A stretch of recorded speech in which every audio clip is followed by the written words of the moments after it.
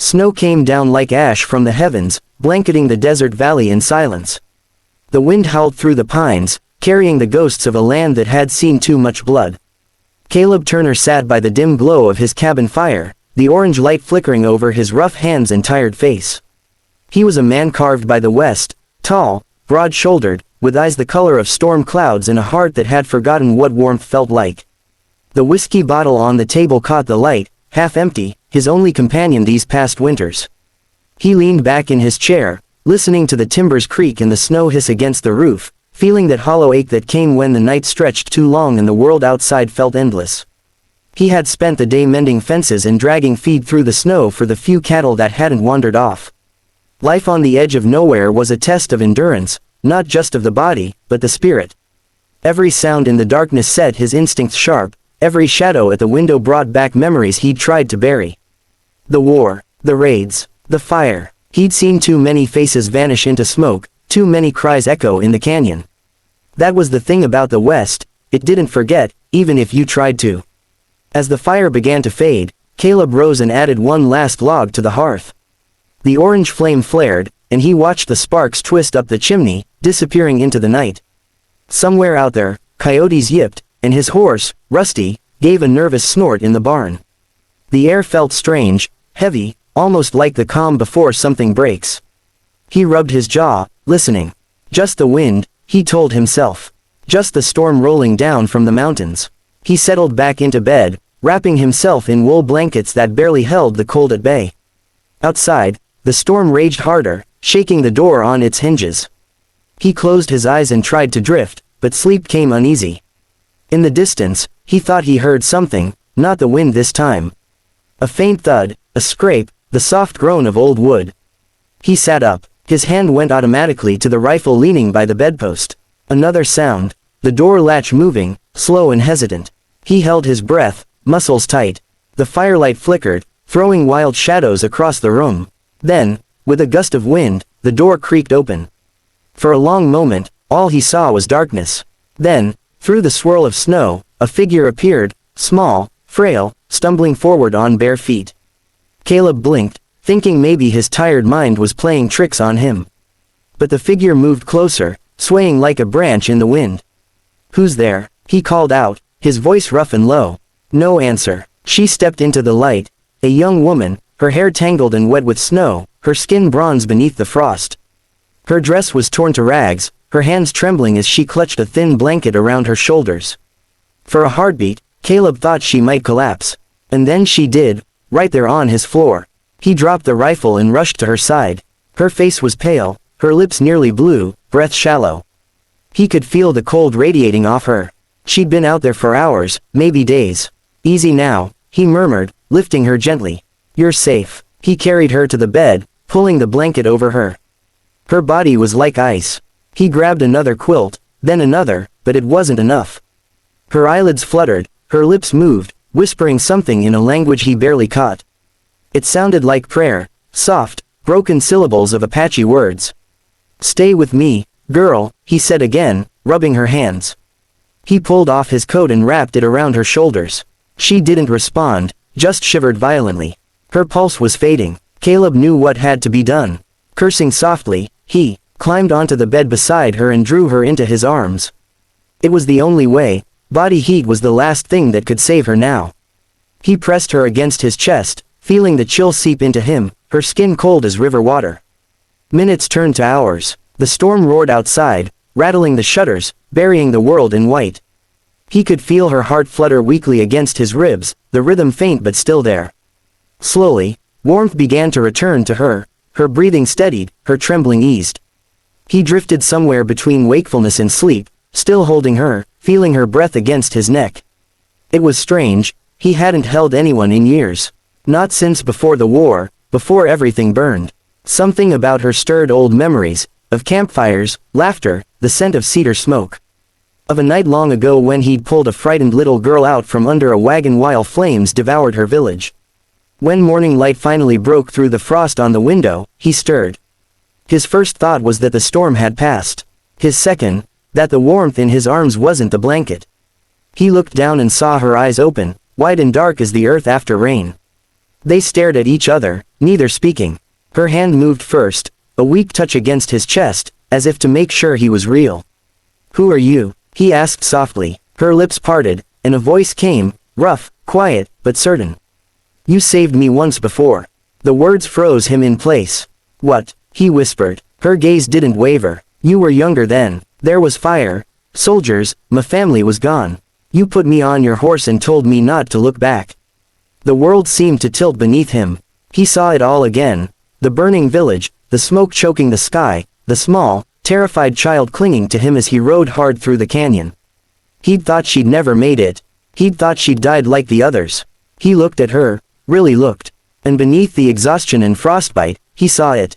The same eyes, the same small scar along her temple, the same quiet strength. "God above," he muttered.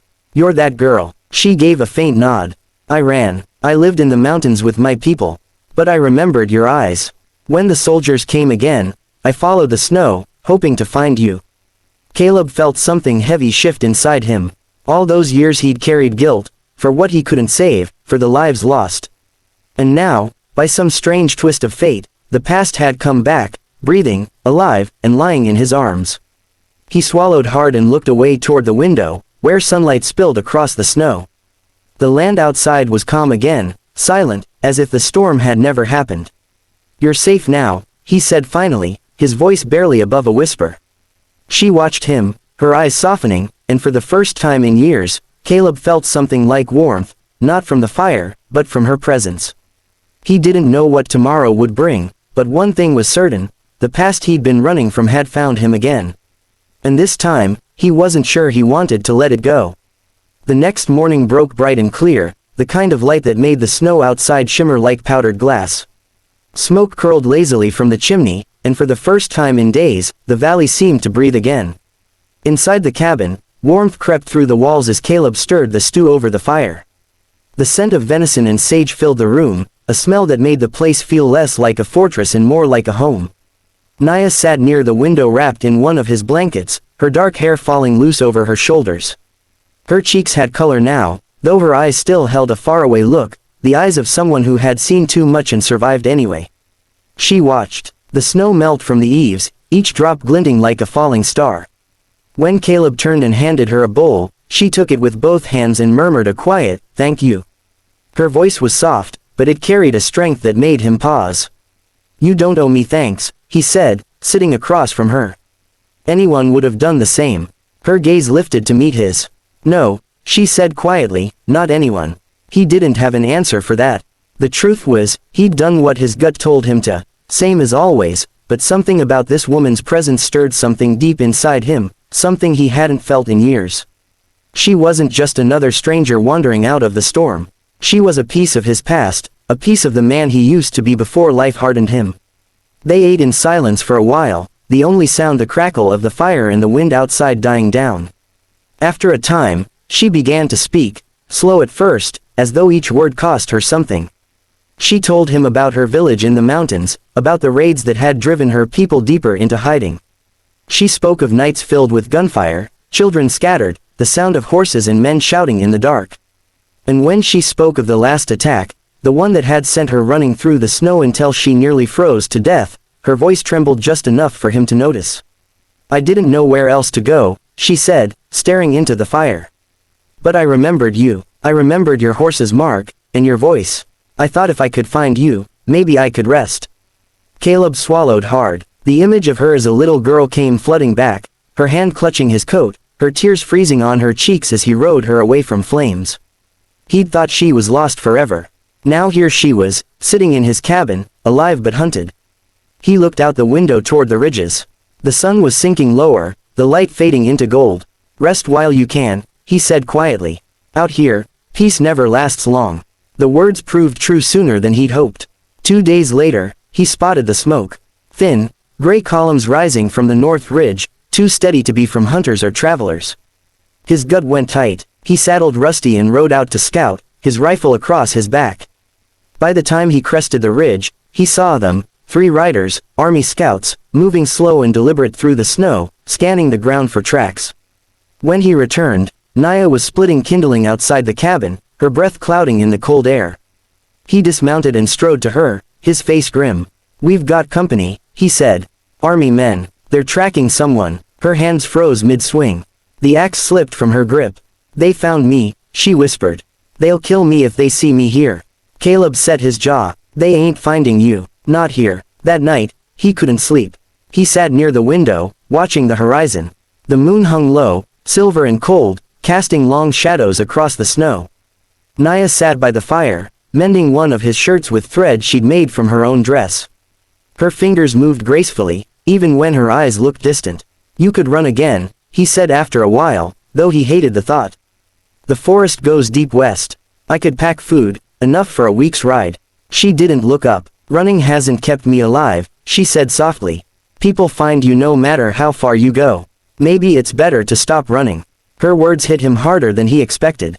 He'd been running too, not from soldiers, but from his own ghosts. The lives he couldn't save, the war he couldn't forget. For years, he'd thought isolation was penance. But now, sitting here with her, he wondered if maybe all that solitude had just been another kind of death. Before dawn, hoofbeats shattered the stillness. Caleb was already awake when he heard them, 3, maybe 4 horses, coming fast down the ridge. He moved quickly, his voice calm but firm. "Downstairs, under the trapdoor," he said. "Don't make a sound." Naya didn't argue. She climbed down into the root cellar, clutching his coat around her shoulders. He lowered the wooden lid and pulled a rug over it just as the pounding on the door began. When he opened it, the soldiers stood there, their coats frosted with snow.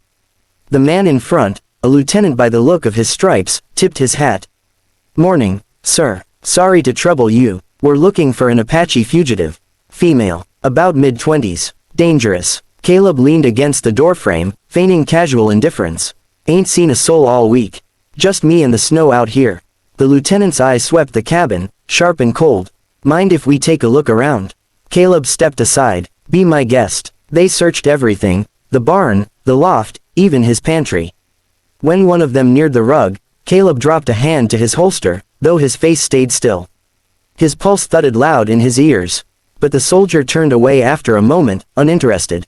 The lieutenant nodded. "Appreciate your time, sir. If you see anything, send word to Fort Darrow." When they rode off, Caleb stood in the doorway for a long moment, watching until their figures disappeared into the white distance. Only then did he let out the breath he'd been holding. He moved the rug, lifted the trapdoor. "It's clear," he said. Naya climbed out, her face pale. "You could have been killed," she said, her voice shaking. He met her gaze, steady and calm. "So could you. But I ain't letting anyone take you again." For a long moment, neither of them moved. Then she stepped closer, the firelight catching in her hair. "Why?" she asked softly. "Why do you care so much for me?" Caleb looked at her, really looked, the strength in her eyes, the scars hidden beneath her gentleness. "Because 20 years ago, I promised a little girl she'd be safe," he said. "And I aim to keep that promise." Her eyes glistened, and before he could say more, she reached up and touched his face, a small, trembling gesture that made something in him break open.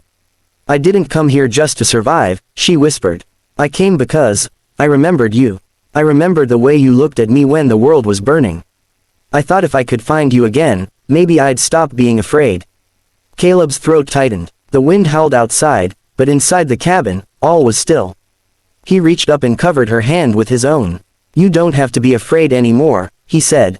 She leaned into him, her head resting against his chest. For a long while they stayed that way, listening to the fire crackle, to the slow rhythm of each other's breathing. Outside, the first drops of melting snow fell from the roof, soft and steady. Winter was ending. The storm had passed, and in its place, a quiet warmth began to rise, not from the fire, but from something deeper, something that neither of them had believed they'd ever feel again. And in that small, forgotten cabin on the edge of the world, two broken souls found what they'd both been searching for, not safety, not escape, but peace.